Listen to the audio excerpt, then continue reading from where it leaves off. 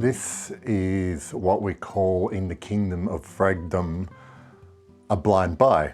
I'm very prone to it. I used to be a lot more prone to blind buying perfumes than I used to be. But last year, in fact, this is probably one of my last blind buys. I just struggling to figure out what came after this. Anyway, I made an order to buy some other perfume, and as you are wont to do, you fill out an order to make the shipping worthwhile, and you get recommendations from people, and you end up with a bottle of Musc Tonkin from Parfum d'Empire. Okay, so it sounded good enough on paper to me, and I like a very good musk note, even though I don't have a hell of a lot in my collection.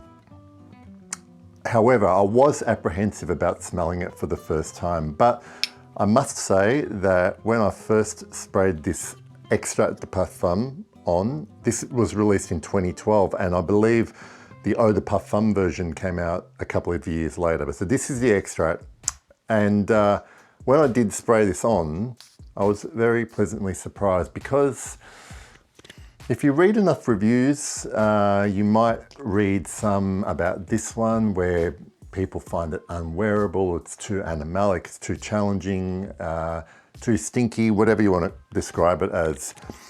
But for me, I kind of was almost taken by surprise, and this became a perfume where the first time I smelled it, it was not so much that I didn't like it, it was almost as if, oh, hang on, this is not what I was expecting at all, and I'll explain a little bit why.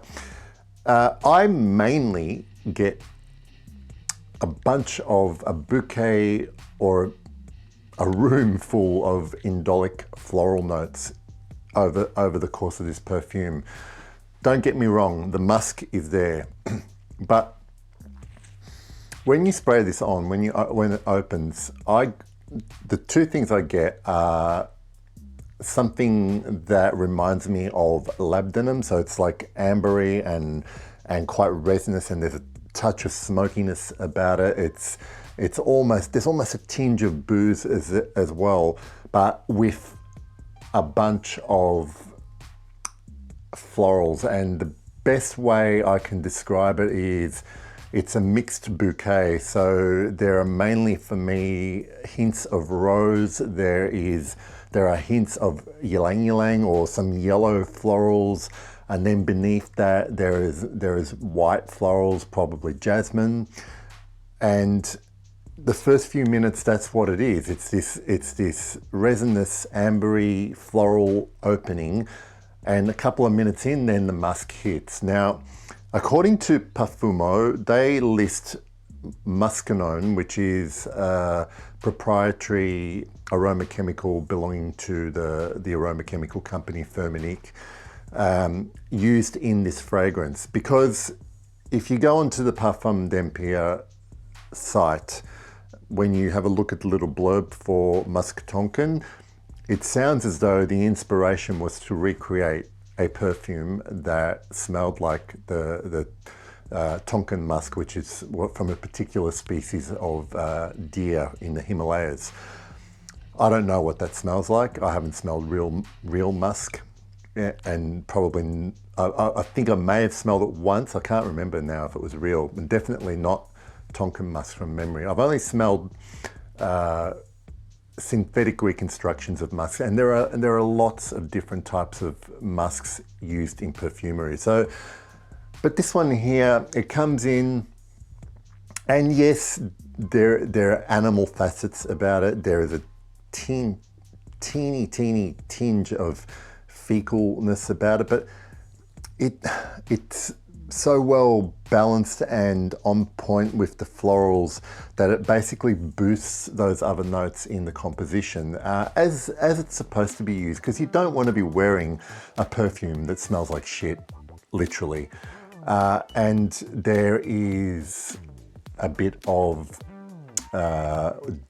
day-old perfumed warm skin about it as well. And it reminds me, it's almost an impression, it's not, you're not smelling an animal directly. It's like an animal has been in the space that you're now occupying only minutes earlier. And there is something a little bit feline about it, perhaps, if you are familiar with the smell of cat fur. There is a little bit of that about it. And it basically creates this, the florals stay, and it basically creates this effusive, lovely, warm, slightly salty, indolic bubble around you. At some point towards the middle, I notice more, I'm actually getting it now, I notice more this kind of a waxy, white greeny floral note, like the stem and the petals. It could be tuberose, but it's very, very faint, and like all the other notes, very blended in and balanced beautifully with everything else going on in this composition. Musc Tonkin, the extrait de parfum, is that type of fragrance where if you are wearing it, it projects nicely. You can smell that you're wearing it, but this is one that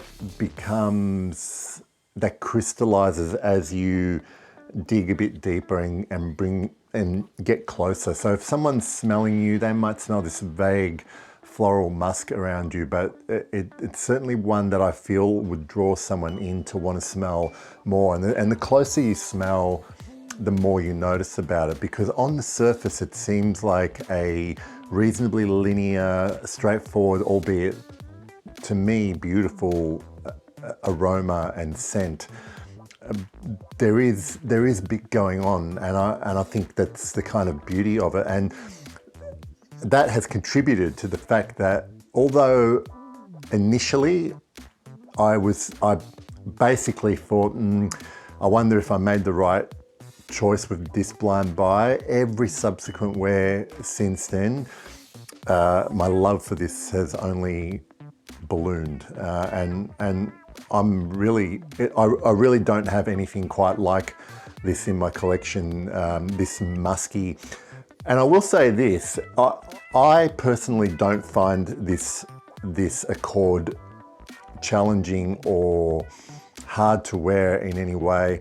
In fact, I find the opening of something like Diptych's Oud Palau, which I have a bottle of and love, to be more challenging than anything I smell here. But it is clear that different noses are going to perceive this differently on their skin. Some, if you read reviews, some say it's just a beautifully pleasant wear, nothing really too animalic or fecal or challenging, and others do get all of that and find it very hard to wear.